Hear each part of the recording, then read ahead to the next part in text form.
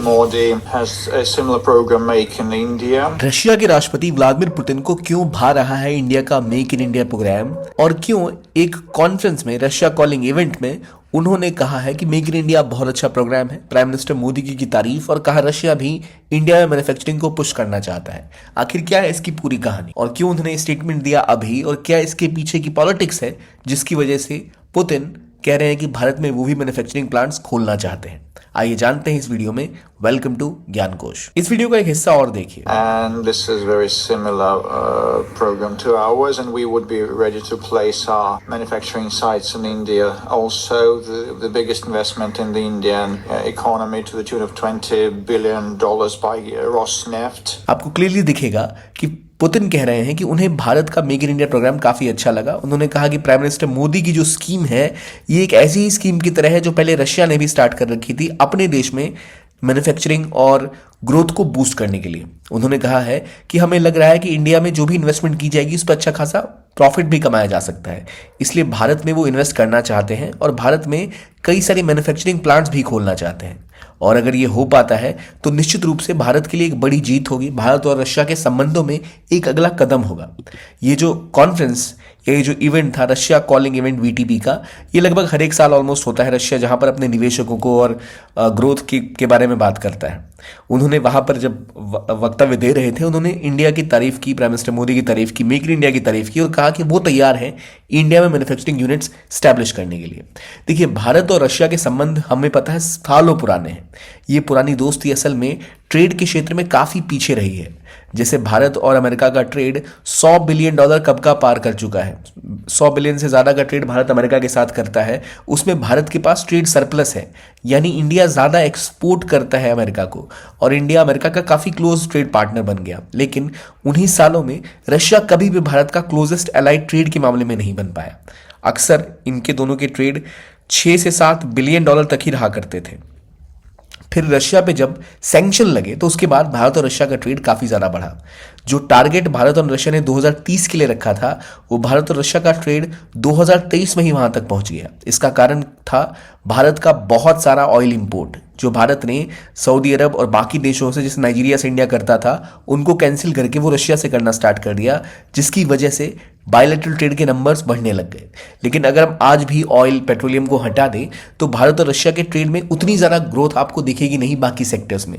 तो बार बार कोशिश की जा रही थी कि इसको बढ़ाया जाए। बात यह भी है कि भारत में निवेश करना रशिया के लिए प्रॉफिटेबल भी हो सकता है। अभी में, जैसे मैंने आपको बताया, भारत बहुत सारा ऑयल इंपोर्ट कर रहा है रशिया से। जब ये इंपोर्ट रशिया से भारत करता है तो क्योंकि रशिया के ऊपर यूएसए ने सैंक्शन लगाया हुआ है, तो भारत डॉलर्स में उनको पेमेंट कर नहीं सकता, और तो उन्हें बहुत सारी पेमेंट उन्होंने इंडियन रुपीस में की है।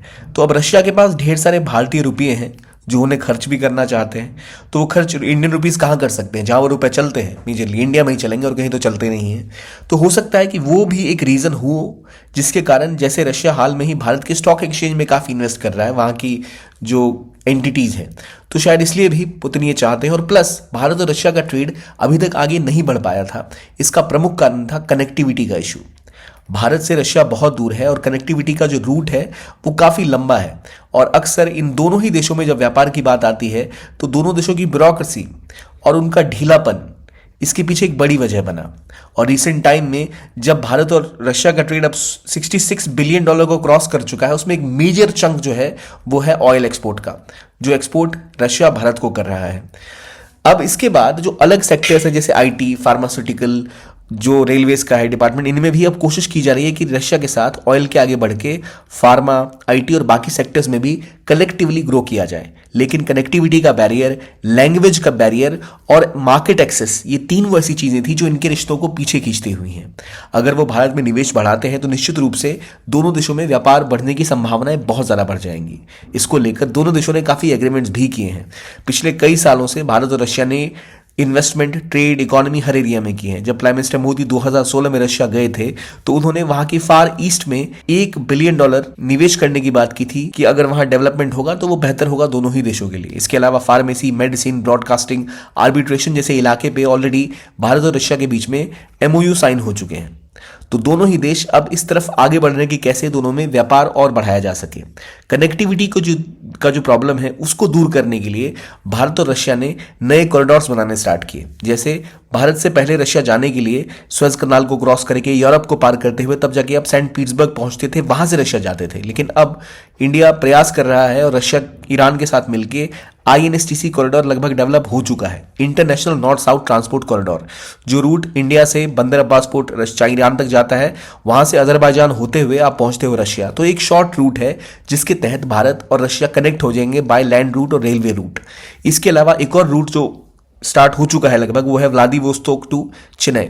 ये फार ईस्ट जो रशिया का इलाका है वहां से ये रूट डेवलप किया गया ताकि इससे भारत और रशिया का रास्ता जो है आने जाने का वो लगभग आधा हो जाए।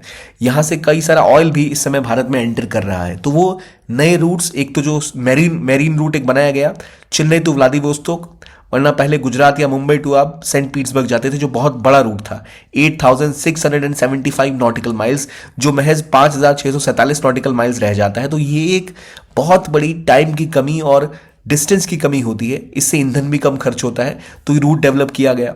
बाकी जो INSTC कॉरिडोर है इसे भी डेवलप किया गया है और INSTC कॉरिडोर में न सिर्फ इंडिया रशिया के साथ कनेक्ट होगा बल्कि इंडिया के पास एक सेंट्रल एशिया को भी कनेक्ट करने का मौका मिलेगा लैंड रूट के थ्रू। ये एक बहुत बड़ा प्रोजेक्ट है जिसके ऊपर अभी भी काम चल रहा है। तो डिस्टेंस की प्रॉब्लम को दूर करने के लिए INSTC और चेन्नई व्लादिवोस्तोक जो कनेक्टिविटी कॉरिडोर है वो डेवलप किया जा रहा है।